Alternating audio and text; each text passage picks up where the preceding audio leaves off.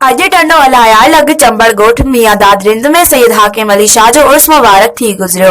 उर्स मुबारक में वॾी तादाद में अक़ीदतमंदनि शिरकत कई ऐं न्याज़ो नंगर जो बि एहतमाम कयो वियो। सिंध जे मशहूर फनकारनि में महफ़िल मौसीक़ी में हिस्सो वरितो, जंहिंमें सबको कल्चर विंग तरफ़ां आयल फनकारनि में नज़ीर यूसुफ, दीबा कंवल शामिल आहिनि। दरगाह जा सजादा नशी आशिक हुसैन रिंद, अनवर हुसैन रिंद, रांझन रिंद जे ज़ाइरीन ऐं महिमाननि जी ख़िदमत कई। महिमाननि में सबको न्यूज़ जो CEO निसार अहमद चांडियो, सबको न्यूज़ जो न्यूज़ डायरेक्टर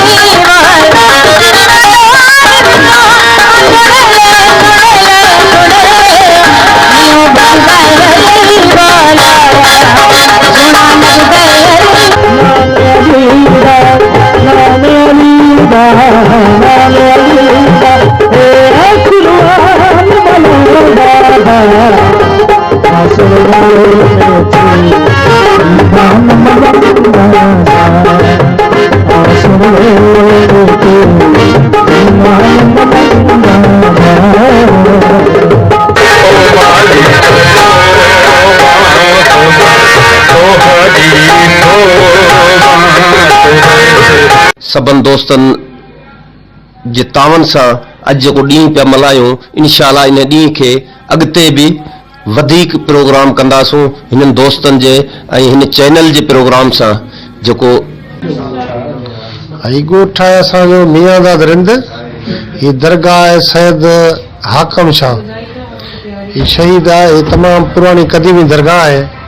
हिन ते हर साल असां ही 18 तारीख़ ते ज़ाहिर थियो, हिन महीने जी रजब जी 18 तारीख़ असां मल्हाईंदा आहियूं। उन में दोस्त बि ईंदा आहिनि, फनकार बि ईंदा आहिनि। उन हिसाब सां उमेद आहे त हाणे मेलो बि लॻारायूं था सबको जे तावन सां, इहा बि उमेद कयो वेठा।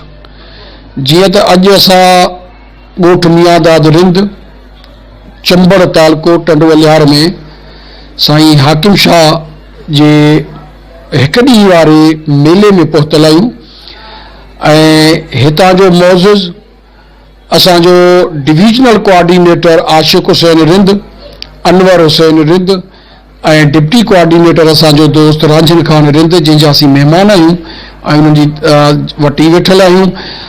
असां सबको सिंध जे प्लेटफॉर्म तां ईंदड़ जेको सालियानो उर्स थींदो, जेको ही त हिकु ॾींहं जो आहे, हाणे इंशाअल्लाह असीं सबको जे प्लेटफॉर्म तां 3 ॾींहंनि जो उर्स मुबारक मल्हाईंदा। पहिरियों तमामु वॾे तरीक़े अंदाज़ सां मल्हायो वेंदो, पर पोइ वरी वॾो जेको फ़क़ीर हो मेन फ़क़ीर मीर मोहम्मद, उन जे इंतकाल थियण खां पोइ हीउ मेलो थोरो वरी रहिजी वियो। हाणे इंशाअल्लाह वरी दुबारा शुरू कयो आहे, जेका असां हिननि चंबड़ तालुके जे UC वग़ैरह खे असां हफ़्तो लॻे शुक्र मालिक जा, अल्लाह जा करम शुक्र है। अड़ो प्रोग्राम है समझिए।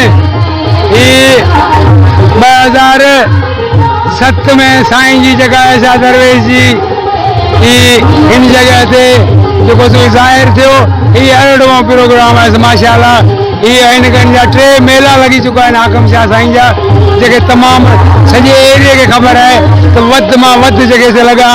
हाणे वरी वो हालात जे हिसाब सां पोइ वरी जो है सो 8 में बदलिजी वियो।